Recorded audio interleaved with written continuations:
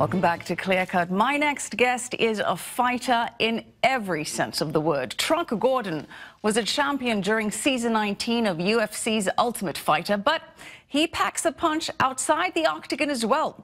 Gordon is a motivational speaker, life coach, and best-selling author. His new book is Forever Trucking, Mastering the Will to Win. And we're very excited to have Truck Gordon in studio with us tonight. Good to have you with us. Oh, the pleasure's all mine. Thanks for having me. The big question is, what inspired someone such as yourself, a UFC fighter, to write a motivational book? It's really wild. I tell people all the time I never saw myself ever writing a book, let alone being a best-selling author. But for me, it was, when I went to speak, because I always like to do things in the community. And every time I left speaking an event, everybody always wanted something to hold on to. Right. And when I won a New York Emmy for, my actual documentary of my life, I said, who knows how to tell my story better than myself? And you do certainly tell your story, and in your book you draw from your personal experience in order to show motivational principles, if you will. And there's 6 of them in the book. I want to try and run through some of them. Principle number 1, your background, size, age, color, or current situation does not matter. Success is no age limit. Yes. People would say, hey, you can't be a successful athlete if you're over a certain age. It's not like you can have a dream to become a football player when you're 40, for example. So how would you change that kind of mindset? You know what? It's very tough, and that was probably the hardest thing to get over, because when I decided to pick up mixed martial arts, leave corporate America, my friends and family and the closest people to me thought I was actually crazy. Everybody told me I was too fat, too overweight, too old. Too fat? I was over 300 pounds before. Well, you're certainly in fine shape now. Well, I'm greatly appreciate it. But everybody told me I was over the hill. I had to start earlier, but I didn't believe that. I believe in myself, and I said that, you know what, if I put my mind to something, I can achieve it. And I'm no different than anybody else in this world. Well, you say in principle number 2 that someone's opinion of you does not have to be your reality. Believe in your vision. Impossible will soon become possible. Now, that's all very well and good. It's nice to say. But how do you actually make the impossible become possible? It's a deep-rooted belief in yourself. Everybody says that as man, we can never fly, right? But that's not the case. We get in an airplane and we can fly. It's all about perception and how you perceive yourself. And sometimes you need somebody to believe in you before you actually believe in yourself, because it sounds really good and easy when things are going well. Who believed in you? I have a friend that literally stuck up for me and was there through thick and thin, Mr. Matt Proman. He's a very successful businessman, and he's a mentor of mine.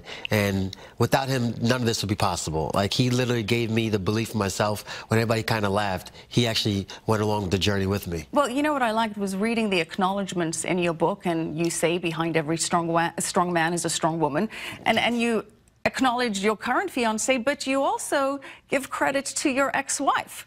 Yes, and it's just really funny because a lot of people are really shocked with that. Right. Because, when you go through a divorce, a lot of times it's not amicable, but I'm a person that I like to look at my past and look at every experience I went through life, and I'm grateful for it because it made me who I am today.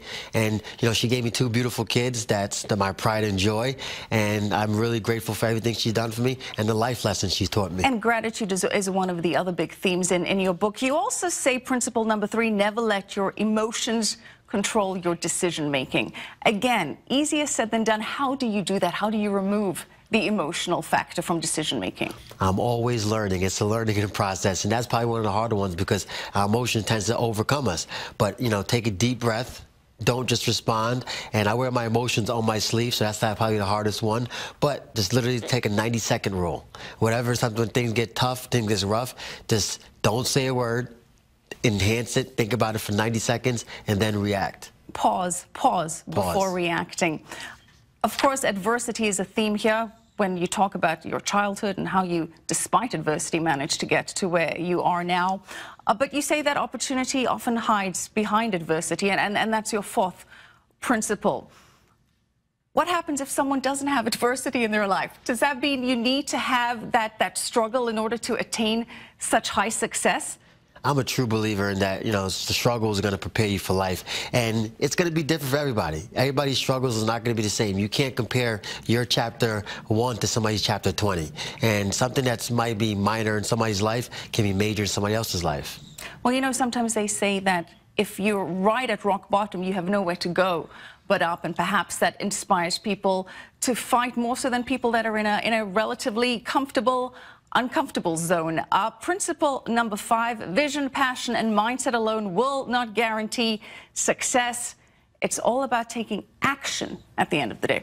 Yes, action means everything. I'm a big believer in the law of attraction, and after doing a lot of personal development, I realized you could believe everything's going to be well, you could be positive, you could be passionate, but if you don't do anything about it, you're never going to achieve your goals. So we got to get out the couch, get out the bed, get out of our own way, and put action into force. Now, the law of attraction, obviously, the principle that you need to manifest your reality by visualizing and sending that energy out into the universe.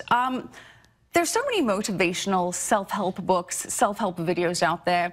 What makes yours different? Why should someone take the time to read your book? I'm a lot different. Reason being, I'm relatable. You know, I was the fat, overweight, depressed, lonely, unfit human being that was working 9 to 5. And I'm very comfortable talking about my downfalls, talking about my negative qualities, talking about everything, being very transparent. And I put that all in the book because I feel like this day and age, it's just too much sugarcoating and it's not enough reality and transparency. And that's what you get in this book, raw emotion. Absolutely, raw emotion. One of the big things that you say there, that your biggest fear in life has been, what if? That's it. That's my biggest regret and my biggest fear is to live with that what if. I like to talk to older people, go do things in nursery homes, and every single person I speak with, that's their biggest thing. What if I done this? So I didn't want any what ifs. I didn't want to be in corporate America and say, hey, what if I gave this thing a shot? My life I wouldn't be on this show right now. You know what I like to say? Fear is temporary, regret is permanent. I like that. All right, you can have that one. That's it. I'll take that one. Truck, thank you so much for being with us. We really appreciate it. Ultimate fighter Eddie Truck Gordon, author of Forever Trucking. Thank you so much. No, thank you for having me. Go get the book, all right?